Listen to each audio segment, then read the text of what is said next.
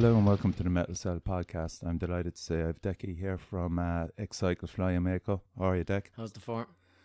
Welcome. How's life treating you? Very good. No complaints at all. I heard you're after leaving East Cork and you're down Kerry. That's right. Yeah. I've been living up by Moll's Gap, so disappeared into the mountains.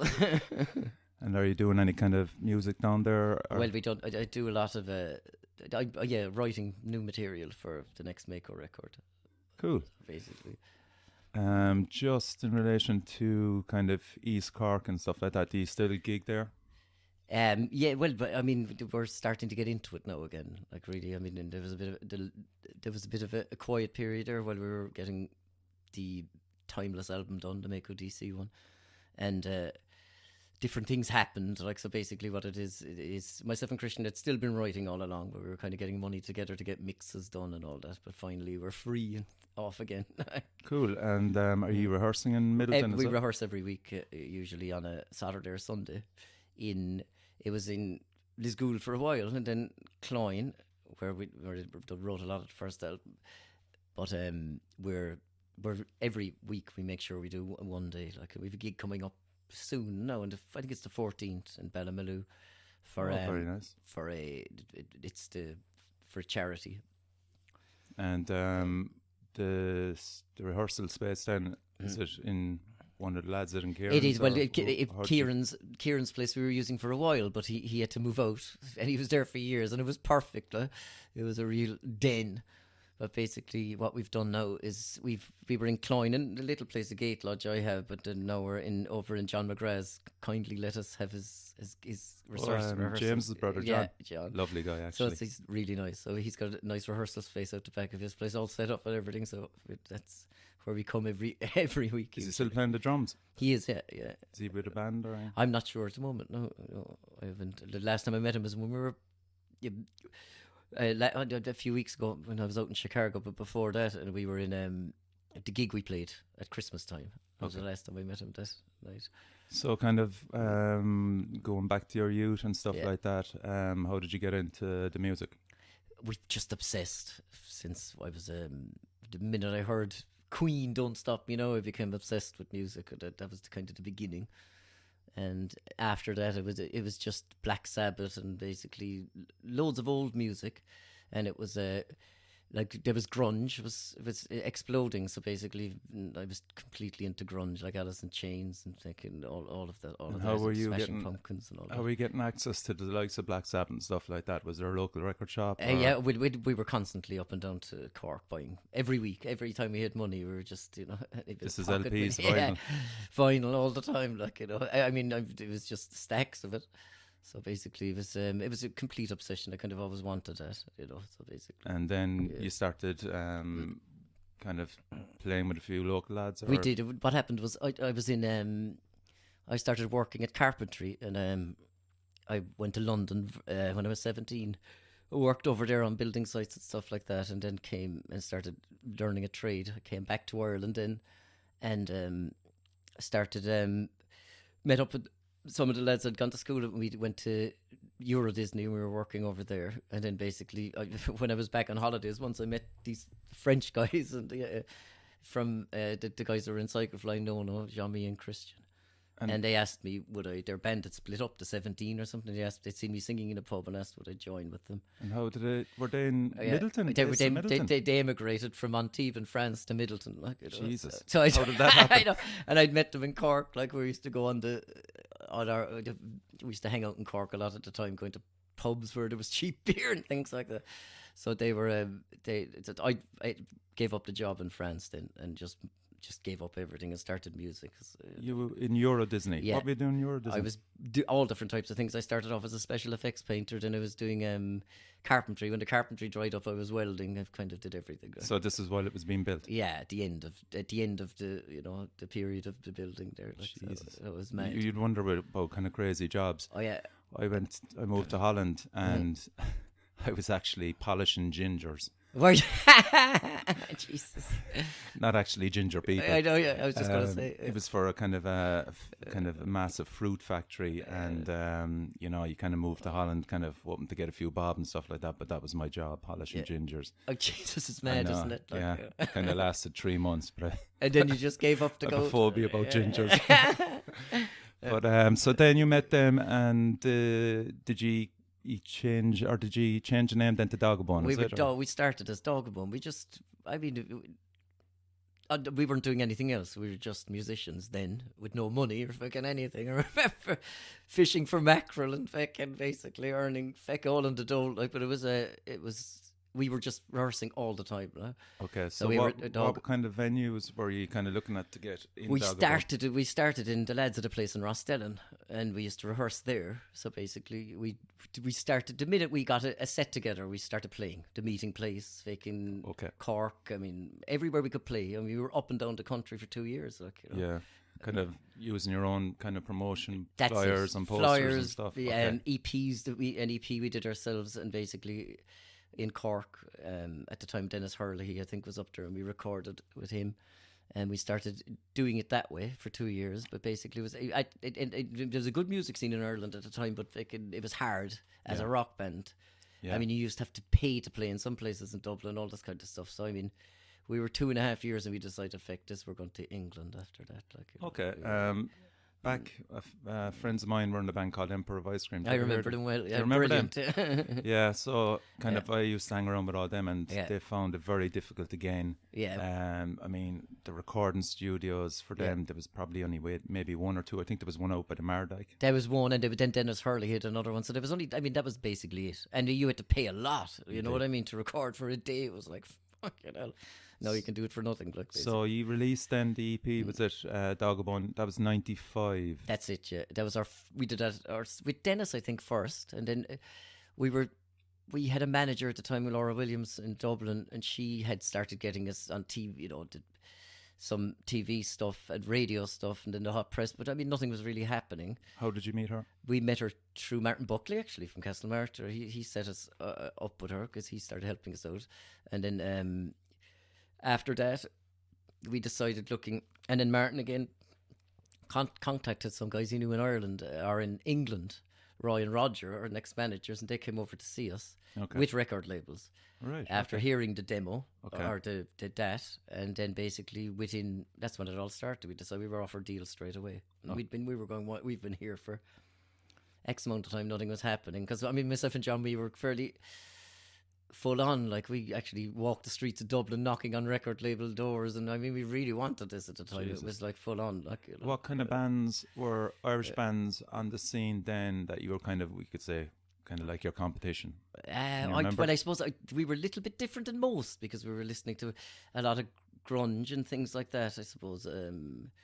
So I don't know. I suppose at the time the Frames we used to play with. I mean, that would be type. The Emperors of Ice Cream we were around at the time. There was like Power of Dreams. Power of Dreams, all of this. Therapy? Therapy, totally. Therapy would have been more heavy than we were, but that would be kind of the same type of genre. And that was the scene. I remember those bands coming to... I mean, there was a vibrant scene in Ireland back then, like really, really good. Like, there was, but there was kind of no money. No money. Oh, absolutely none. Like, our van was barely...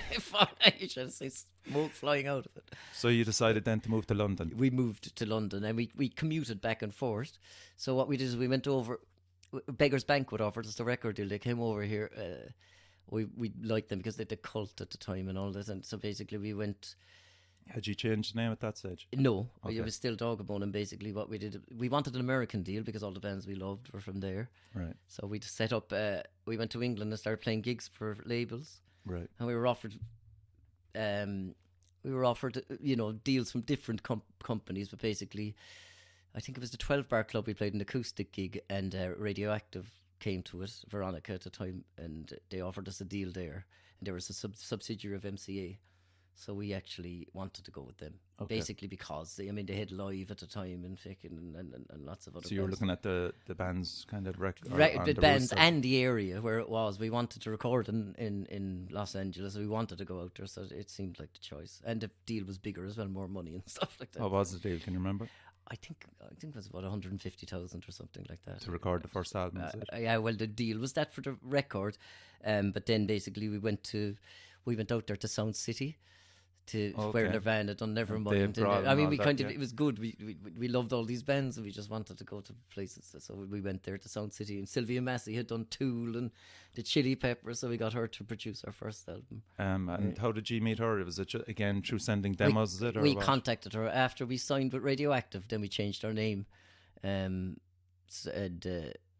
basically what we did is we were just looking for a producer for the album. So it was her. Like basically, it was Kieran wanted her, so we listened to a lot of different producers, but then contacted her and basically through the label, like, and then she flew to Ireland, and we basically done all of the pre-production in Cork. Like, oh, really? Yeah, okay. so basically, and was she under her stewardship? Like, yes, with her. Well, we had all the songs written. Like we probably had about since we were touring in Ireland for 2 years, so we had tons of songs. So basically, what she did is really break. As a musician, you don't know what's good or bad, so she started choosing. Right. Choosing between lots of, I don't know how many, 50 songs down to what we put on the album then. Like, and kind of age perspective, how old was she compared to you? I don't know. She's probably 10 years old. Probably something like that, yeah. It's interesting that it was a kind of a woman that kind of, because like they're not really prominent in the record industry apart from a her. So that's her. interesting. But she's done so much, like, and it was the sound, I mean, the Tool album, the lads loved, and I did as well, and then definitely the Chili Pepper stuff she worked on, so kind of, and the whole draw of going to Sound City, like. Yeah. So you recorded most of it in Cork, then brought it over to mix well, it we done all the America, demos. We done all the demos, okay, basically in Cork, and then what we did was we flew over there to her. We had everything prepared with her from here, and then we done I think it was a few weeks. I don't know, was it a month? Maybe a month. I don't even know if it was that in Sound City. But Sound City had a different way of recording than it is today. Like, there's no chopping or anything like that. It's a live. I mean, our first album, Generation Steps, is a live recording more than anything else. Were they still using tape at that stage? It was tape. It's all done on tape. There was no drum machines, anything like that. So basically, what we had to do was they sat us in the room, set us up, drums live, the whole band live, and we went for it. Like, that was basically it. And then what they done was then I was singing along live with the band, and then afterwards I done the vocals. Okay. And then they would do any bits, the extra guitars, but it was, I mean, that's how they used to do it. They'd keep making you play until they got a performance. Yeah. And where were you staying at that stage? Have any memories? Van Nuys, I think it was at the time. We were staying in an apartment which we fucking trashed, I think. Well, that's rock and roll, man. Pure rock and roll then. So what was your original kind of, I suppose, views of where you were? Like, you were actually living the dream at that stage. Yeah. How hard was it to stay so much? We weren't. We went mad. You went mad, yeah. But we were so focused on music anyway as well. Okay. It wasn't interfering with music. But first of all, we went to Los Angeles. We didn't know. We didn't really like it because it was just such a shock from here. Yeah. But then after we really grew into it and really started liking it as well, because it was a real music. At the time, it was full of music, and there was lots of, we were playing into Whiskey and all these bars that we'd heard of, and going to the Rainbow and all this kind of stuff. And then you were actually getting to know people then at that stage. Was it. We were was getting it to know kind of other people in bands, or was it just lots of people in bands and things like that? So it was good. There was a good music scene. And who kind of stood out at the time that you kind of met, kind of went and were blown away, but kind of going, Jesus. I know when we walked into the studio, Bruce Dickinson was there, so it was like fake. There you go. That's a nice start. It was cool. So they were all in. I mean, you're meeting all of them really, like, So it was cool. Definitely. So the singles then were Violent High. What about, remember, like, you did a video for that, or Violet High? We did Violet High, and we done 2 live shoots for those videos on the same day. I think it was Violet High and what was the other one? Plastic Coated Man, I think. And then basically what it was they just shot us. It was done in one day, the record label. It wasn't a long video shoot. They done 2 things in one day, so it was kind of just that. Like, yeah. And then we started, and it was England. Our deal was in England as well. It was Universal in England and Radioactive in America. Yeah. So basically, it was our 2 territories were really England and America. Like. So did you get a tour manager then, and did you start the US tour, or what happened? The 2 boys were managing us, Roy and Roger. So they brought us. Well, after the album was finished, we went back to England and started touring. I mean, we were in England for years, like, and then back to the States, England, States. Right. But the record company dissolved on our first album. Which was Radio Out with MCA, and MCA took us for the second album. But basically, it was, I mean, at the time, I mean, nowadays there's hardly no record labels left. There was a lot of them loads of subsidiaries. Yeah, there and was, stuff yeah. like that, So, am I correct in saying then, did you play Reading that year? we played Reading and Leeds. And Leeds as well. Oh, yeah, Leeds, of And course. then So that's no longer there. That's no longer. And we went to, I think, the Vans Warp Tour and some other ones, and Woodstock as well in the States. Like, Did you play Woodstock? Yeah, we did. So Jesus. we done a lot of touring over there. But I mean, you certainly were landing on the right bills and stuff. Oh, totally. It was like, I think, the first splitter van, first of all, when we got there. We drove, I mean, all around America. Who was doing the driving? We had a roadie from France, and then basically everyone arguing because we got so hot in parts. So you'd start in New York or something, and then drive all the way around the coast of America, in through America, and all the way up to Canada and back down again. It's thousands of miles. I'll never forget it. Like. And then trying to stay sane and not kill each other. Like, but it was yeah. It was cool. See, this is it. Like, isn't it? That's the problem with if you're kind of confined. Oh, totally. In a thing. I was watching recently on YouTube this Skindred documentary, and basically they were on about doing the same thing, and I could feel their pain. Like, driving around in a van, and one guy wants to turn the air conditioning on and the other off. Like, yeah. So, like, kind of after that album, would you say? Did you think it kind of was successful? Well, it was beginning to be successful. It but opened then doors. It started as well. opening doors. It got really good reviews and was doing well. But the record label dissolved. Yeah. So we were. And what about songwriting then for the second? The second, we decided when the record label dissolved, we decided to go straight into the second album, which we probably should have kept touring the first one, but we went straight into the second writing, and we went out to Inch in Cork, and basically there was way out in the head of Inch. There's this part. Right. That where I think it used to be Lighthouse Part or something like that. We went out there and we rented that out, and we stayed there for months writing, as a group. As a group, yeah. That was it. But then after that worked on some of the songs, it didn't on some of the others. So then I would go to Nono sometimes, but mainly Kieran. And myself and Kieran would write together. Okay. Yeah, like he'd do music, I'd come do vocals, and then we basically did. We wrote, I mean, lots of stuff for the second album, tons again. What was the energy levels like after doing all that tours and then coming back to Ireland? Was it recharge? Good. Yeah, the energy levels were high. We were very prolific at writing. We wrote a lot. And what about the perception back in Ireland, back at home for your success? It was good. I mean, it was good. So we did. We anytime we played here, it went really well because we used to play in Cork a lot, basically, which was always great. Not so much Dublin, but mainly Cork. Dublin is a different scene, really. It's a totally different scene from what I could see then. I mean, maybe it's different now, but then rock isn't really accepted in for some reason in Dublin. I don't know. At the time, I don't know. Yeah, it was kind of more indie or and something kind of like dance, and stuff like that. So we'll say, had you the demos ready then for Crave, and did you? And where did you record that again? Or did Sylvia wasn't involved this time? No, what we did is, everyone was debating it, but the lads wanted Colin Richardson basically to record a second album. Was he something to do with Radiohead? No, he had done a lot of extreme stuff now, it was a Machine Head and things like that. Oh, right. Yeah, okay. He'd done a lot, but basically, so the lads were into that. So basically, what we did is he came over, and we had a few different producer ideas, but in the end Colin took it and we went to England to record it, which took a few months actually. We were in the studio for a long time. What part? We went to Westland, I can't remember what it was called actually, but it was in the middle of the countryside, this massive old mansion studio where the Cure had recorded. Oh right, okay. So, and this was outside London probably, is it? Outside in the sticks, basically. It was a typical fucking farmhouse. I think Kieran said he went to the door one day and there was a knock on the door, and he thought it was the bin man, or there was Roger Daltrey at the door. Jesus. It was freaking fantastic. Oh, yeah. So they know it was a nice studio, but we spent a lot of time on the second album, so basically. And locked up in there. Locked up in there for months, so basically. And was there kind of I suppose it's kind of frustrating. You're kind of afraid that other stuff is passing you by. That's basically what it is as well. Because you're watching bands releasing stuff at the time. That's it. And we were. It's the second album on a major label, basically, because it was MCA at the time then. So the pressure was on. So we just decided we had so many songs we didn't know if we were choosing the right ones, but then at the end we basically we got through it and chose a mixer.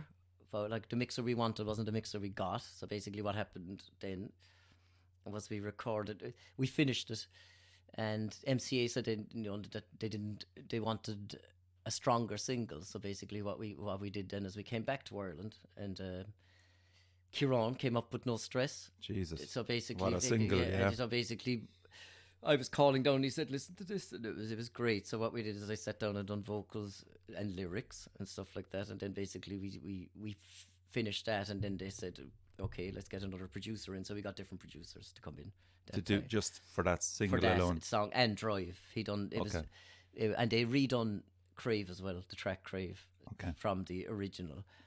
So they and new mixers as well. So it was Bill Appleby, who works on The Voice now in America, but he done loads of stuff, to be honest. And then Toby Miller from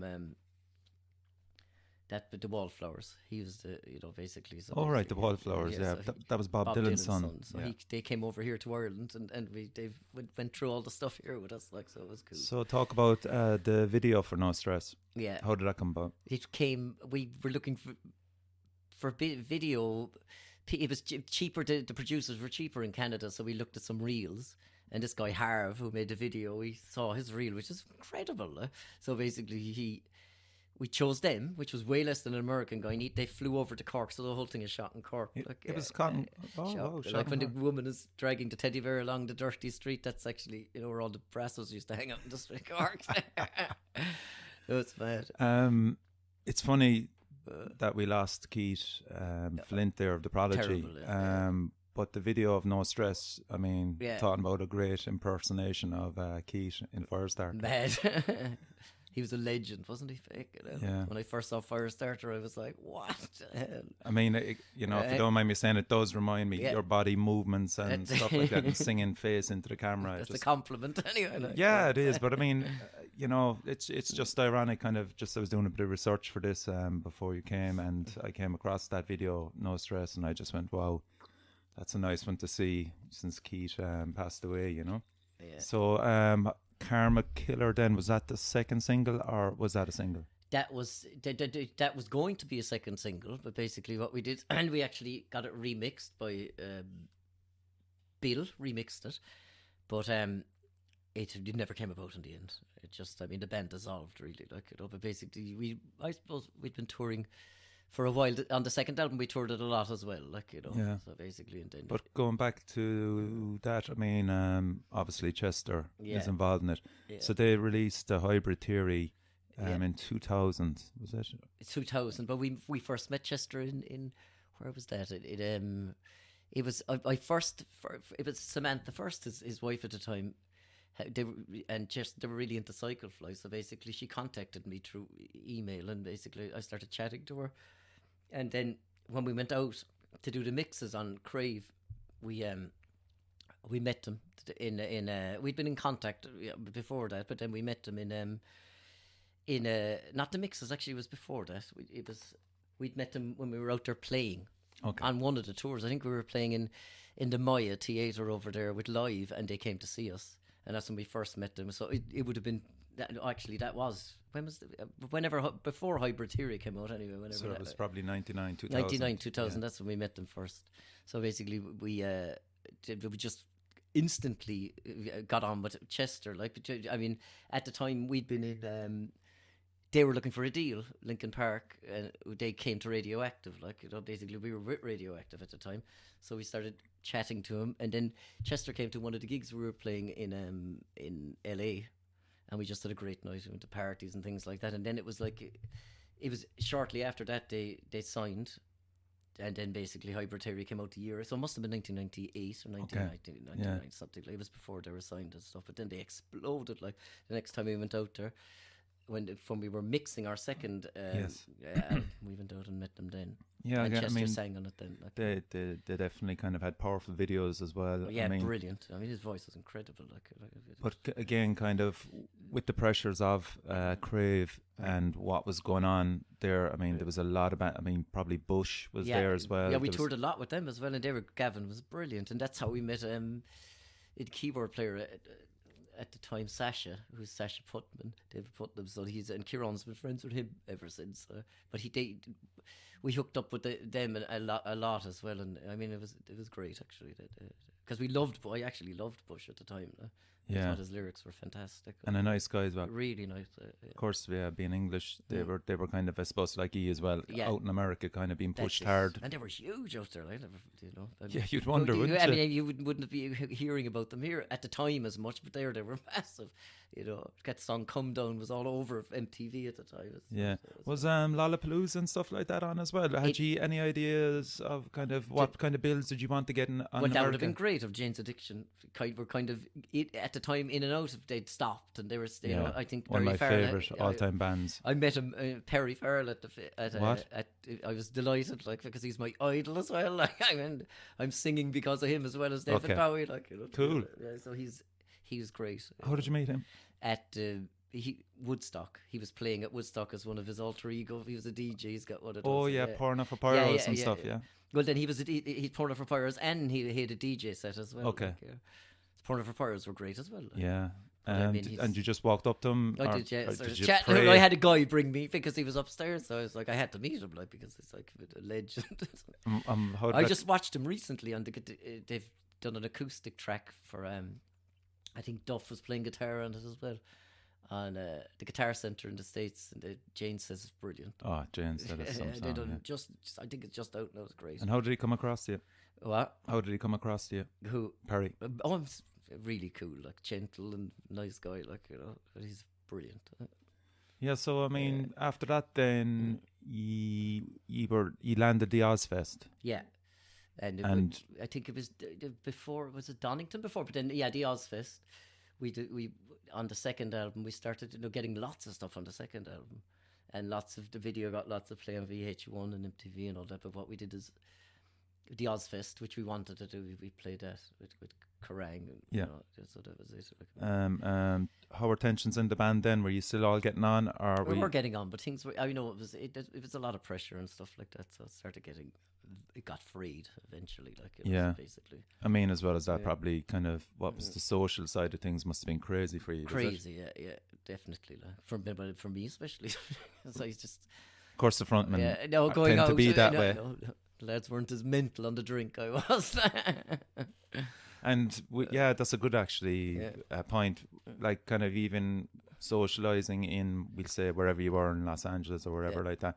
Were you as still a tight gang, or were maybe you were going out or your brother? Yeah. What way was that? Like, was there kind of? Yeah, when it started, it was different, definitely, on the first album. Everything, it was a real tight unit. It started falling apart a little bit on the second album. And socially wise, that was the case as well. Yeah. So basically, it was.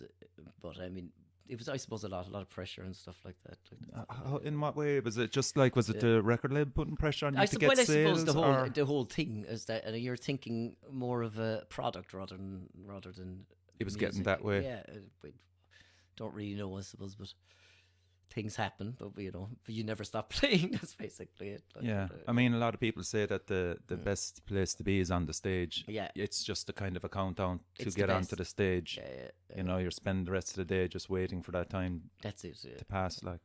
Definitely. The best part is live performing. There's no doubt about that. And what about kind of we'll say record sales money? Were you seeing any of that? Were you seeing any profits from merchandising? And yes and no, not really. There was so much to recoup, I suppose, because we were given a lot of money. So basically, there was record people don't understand that you get a lot, but there's a lot to pay back. Yeah, it's like banks, isn't it? I know, with worse interest rates. Way worse interest rates than banks. So you think if you see you get 500 grand or even $1 million, I mean, you're not really getting that. You're paying it back at high interest, and you've got to give all of it back. Yeah, they chase you down. Yeah. So that's basically. So kind of. Yeah. Was there occasions there, we'll say, when you kind of went into your bank account and went, fuck? I don't. Yeah. But at the time, not really, because the only thing I was interested in was music. Yeah. I didn't really care about anything else then. I didn't even watch my bank account. I just spent. But kind of, again, as a front man, I suppose you were getting in access to parties and everything you weren't paying, were you? That's basically, I suppose we were, in a way, it was all about music, really, but I know, you would be partying a bit hard. Actually, on the second album, that was the beginning of my fitness phase as well. So, I mean, I was doing yoga every single day and meditating all the time. So, excellent. I was trying to, from the Generation Sap thing, which was mental, I was trying to become a clean living. And how hard was that actually to hide from your parents and loved ones back in Ireland? I'm sure they were worried about you. Yeah. Like, were you coming back and were you kind of going, Jesus, like you're after losing so much weight, or you know, how did that work from the family side of things? It was fine because we were fairly resilient. Like, you know, we were young, and if you're playing a lot, you can party as well, but you're playing a lot, you're really fit. I mean, super fit when you're doing that kind of stuff. Like, you know, unless I don't think you're really damaging yourself unless you're doing extreme drugs or basically. When you're drinking beer and even spirit, it's like you're training every single night. Okay. You know what I mean? That's what it was like. So it wasn't mentally it would affect you, I suppose, if you were, but I mean, in the grand. Of course it would. Yeah, I mean, it's probably taxing. It would be taxing on that, but because you're, like Cyclefly was a really high energy show. You know what I mean as well. So it was not standing still. You're going mental, like for an hour and a half, like every single night. Yeah, and again, you know, we'll say friendships within a band structure, and then a brother. Yeah. How was that working kind of towards the end? Were you glad that Kieran was there for you, or? Yeah, in the end, yes, it definitely, like the minute Cyclefly split up, we started another band, like, you know, straight away. So basically it was, I mean, all of us, we were tight, but basically then they were just, people start moving on with stuff, like things just kind of natural occurrence. It's a natural occurrence, like, you know, you get older and basically people, you know, get their lives. When was 5 Years recorded? Sorry, we recorded that we were in, I think it was probably 2000. I can't remember, but we did. That's a brilliant cover. I mean, he's one of fantastic. My total idols. Like, I mean, when I heard, you did him justice. Hunky Dory, thank you. When I did Hunky Dory, when I heard that, that was an album that changed my life. Like, you know, definitely, more than anything else. That's kind of what made you want to kind of be a front man. Definitely. Well, the first song was Queen, Don't Stop Me, you know, and then it was into Queen, but basically, but it was when I heard that album, the Bowie album, I thought it was poetry. Like, yeah.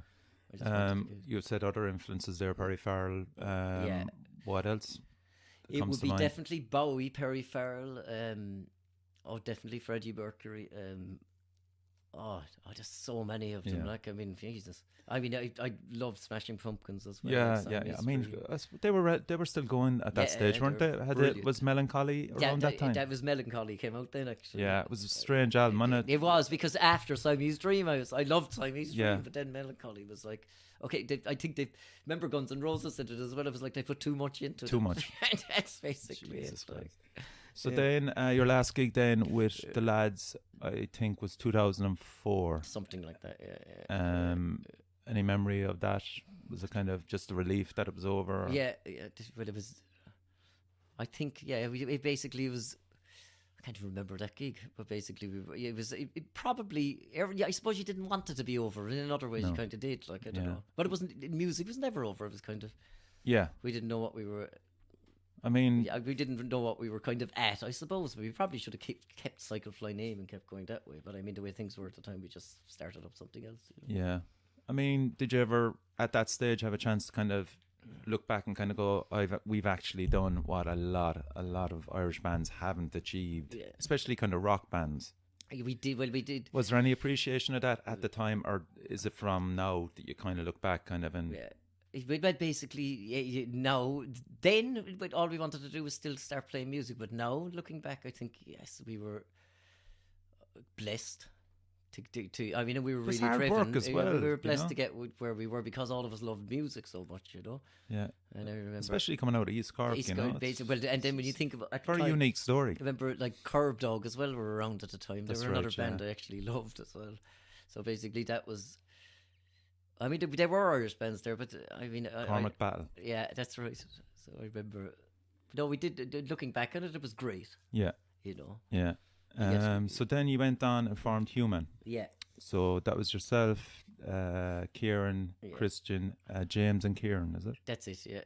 And what did you do then? Did you kind of demo a bit? We demoed. All we did was demo Human. We wrote tons of tracks. I remember that. Just demo. We played a few gigs as well.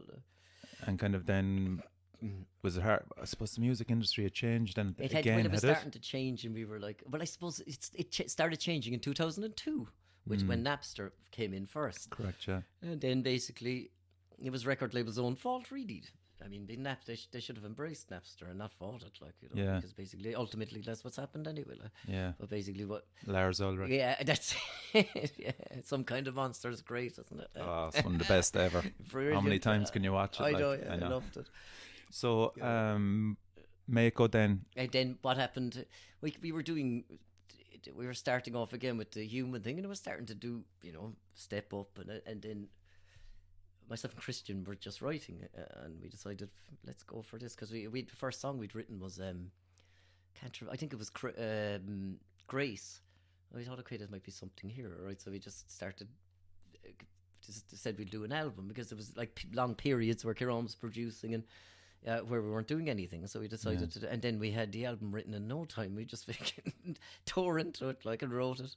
You were back in East Cork. Yeah, I was living outside Mogili, and then basically Christian was in East Ferry, so we wrote it really fast. We went to France to record it. Okay. And then mixed it in Germany. Yeah. So basically, it was a fast one, like, it was just to see. Because you recorded in France, because he was from France. He was Is it from that Antibes. area, Went to yeah. Antibes, to the same What was it place. like? Beautiful. Really? It's lovely and warm, and it's Certainly expensive, different like, it's very from different. Mogili. Yeah, definitely. Like.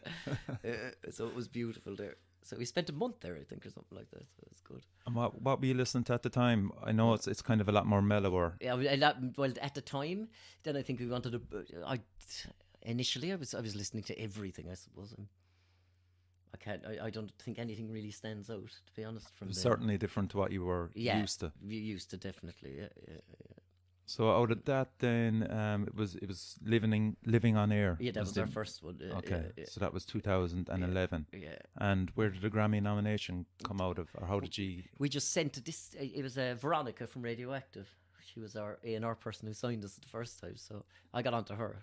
I sent her the album, and then she sent it on to this guy, who actually submitted it for the grant. You know, that's basically so. I was working with her for a while then as well, promoting it and things like that. So that all that came about around then through her, you know. And so it was, did you get a trip out to America because of it or anything like that? We didn't. We were just basically focused on different things were happening then. You know what I mean? Everything was a slower progression. Yes, Then it wasn't of course, the kind of. We wrote that, released it, then there was houses being built and all this kind of stuff. One song I love out of that album is Lost in Translation. Yeah. How did that come about? That is just... That's the track was... that track was Lost in Translation, basically what it means about... dissipation of certain structures, basically. In, like, the band, for instance, was one of them, and relationships and things like that. And it's about that, really. Yeah, like, you know, it's funny, you know, just kind of going back there to Crave. I've noticed some of the titles there. You don't mind me saying Tales from the Fishbowl, Weary, you know, Fallen Wishes, Bulletproof, Lost Opinion. Were a lot of those titles in relation to how you were feeling at the time? Everything would be. All lyrics are. I think for me, I think most people, anytime I'm singing, it's just what's in you. Even though you don't think about it, it just seems to come out. I don't know how it does, but it does whatever situation you're in. And it seems to be that. I know I'm jumping back to Lost in Translation. That was with, how would you pronounce his name? Rainey or something? With Medulla. We done a new version of it. Yes, that's what I'm trying to get to there. Ronnie or something. He was brilliant, but I'd love Medulla. We toured a few years ago in Brazil, all over the country, with them. They're really great alternative rock band from there. So basically, we decided to do a kind of version with him of that, and I think I prefer that version. That's blows my mind. The album version, it doesn't touch it. Like, it's way better. So basically, that was the idea, and then when he was doing his bit, I started singing new bits over it as well. We recorded that in Dublin with Trist. So it was a Trist Dalton, a buddy of mine. Like, so basically, his studio up there, and then we brought it back and arranged it. Kieran mixed it, and then basically the video was that in Dublin as well, with the broken down car? I'd actually done a video first of all with just myself and him, and with some of the lads doing bits in it. But then basically they suggested we do some footage from Brazil and from over here. So it was all chopped together, but it was cool. How was the how All come? all this stuff was done for nothing. Like, it was different from the days I did the know. video. It's Jesus. mad. Well, you still had the experience. Yeah, that's you it, know. yeah. The Brazilian tours, how were they coming about? Was that through Cyclefly's It was- connections, or It how was did? that was from Living on Air. So the first album, I'd given it to two Brazilian guys that I'd known in Kinmare, actually. He said he's setting up an Irish Celtic thing over in Brazil. Would we be interested? And he said, I gave him the album. I said, yeah, we'll go. So we set that up. I helped with the graphics for it. So we went out there with trad bands and all this kind of stuff. And when we were out there, Medulla was one of the bands that was meant to be on the bill. Okay. But they didn't play. And there was, I think it was the Bipolar Empire were with us as well. So basically from Dublin. So we went out, and I'd hooked up with Ronnie, and we were speaking. And then basically I said, it would be great to do a fucking tour, the two of us. And the next thing is we were back there the year after on tour all over Brazil this time. When it was sponsored by Burger King or something like that. So I mean, it was mad. That was actually bad. But it's an interesting collaboration. Would you think about kind of doing something like that again? I'd like to get back out there again. It's just the expense and stuff, because there's a vibrancy in Brazil. Like, I mean, I did a video for our single from our new album, the first one, World Satellite, and that's from. I saw That's that. from. I mean, I used it at the time, Galaxy S3 phone, taking pictures of all and video of all the graffiti, and then I used myself and Christian in green screen and put us into the graffiti. That's basically all That's I did. it. But all that artwork, well, some of the artwork is my own, but a lot of the artwork is just what we saw. It was everywhere, like. Just taking pictures Yeah, and it just was incredible, like. yeah, that's that. Yeah, that actually is on Timeless. But that World Set Alight, am I Yeah. correct in saying that's an old song? No, it's actually not. It was just So the it's- first single. Is it Life in Stereo? One of them is Yeah. 2016, I think. Was it? No, Life World Satellite. It was the first one. We got mixed, and then we released it straight away once I did the video. But we didn't have the money to finish the rest of the album. Wasn't finished. Like, I'm sure there's many in that Yeah. position that you just but saw. we got it. We thought it would be out sooner, but then we eventually got to the end. It's a great single. Yeah. No, that's it. But so that's where you are at the moment. The album came out when? Last The month, was album it? Or 2 months ago? we released it on. We haven't really released it. You can get it on our website. I saw it, yeah, think digital download. We'll probably put it on. You can get CDs on our website and a download, but we're not putting it out officially until the middle of the year, maybe, until we get some. We're trying to promote it at the moment. Okay, on a budget of nothing. On a budget of nothing. So that's basically the album. This one did cost a lot to do, because it was we wanted to use good mixers. Kieran done a great job producing with them. We wanted to use good mixers on top of that. Like. So I like the fact that Kieran is still involved with Yeah. you. I noticed that he kind of did a Yeah. bit of the music as well. Yeah, he did. Yeah, he played on it and basically done synths and taken guitar, and then basically done a great job producing. And then we got Bill Applebury, who's done From the the past, Cyclefly album, yes, to do organised, yeah. mixes, and I got a favour off him. And then we got Tim Palmer, who done 10 from Pearl Jam he mixed World Satellite and Life in Stereo, so I got him to mix those. It's a fantastic sound out of it, Yeah, all right. So basically, that's what we wanted to do. Just kind of do it justice, because it's hard. I was obsessed with getting it right. You know? Yeah. That's all sound wise. Yeah, But at least it's done. and as you were saying, you have a gig in Ballymaloe. Ballymaloe's the next one, and then what we're doing is starting to look for gigs only now. We're Okay. looking for an agent, doing gigs, but purely acoustic in Ireland first. You know, I think it works. It works better, and basically the thing is as well, you can do that. You can. And it opens more doorways. Whereas if we go back, it's harder with rock. Like, you know, Well, it's harder with a 4 or 5 piece because That's- ultimately it's everybody has easier this commitments, you know, yeah, exactly. and at our age as well. Yeah, that's it. Still rocking. So I just want to give a few shout outs and also links to Mako DC, which is you're on Facebook, Instagram, and Yeah. Twitter at Mako Tunes, Yeah. and YouTube is Mako DC, correct? YouTube would be if you search World Satellite or search Mako DC, it'll just come up. Okay. That's it. So anything else, Deck, you want to share with us? That's it. Just thank you very much. And buy the album. Yeah, Keep an eye out for it. Yeah, well, the album can be on MakoDC.com. Mako-DC.com. The album's there for free streaming. You can stream it for free to listen to it or download it or buy it. But So, that's it. Dick, thanks a Thank million you for so much. appearing on the Metal Cell. Pleasure. No problem. Thank you very much, man. Cheers. Over and out. Thank you. Pleasure. And don't forget to check out the Metal Cell podcast on Facebook and Instagram, and email me at themetalcell@gmail.com. Thank you.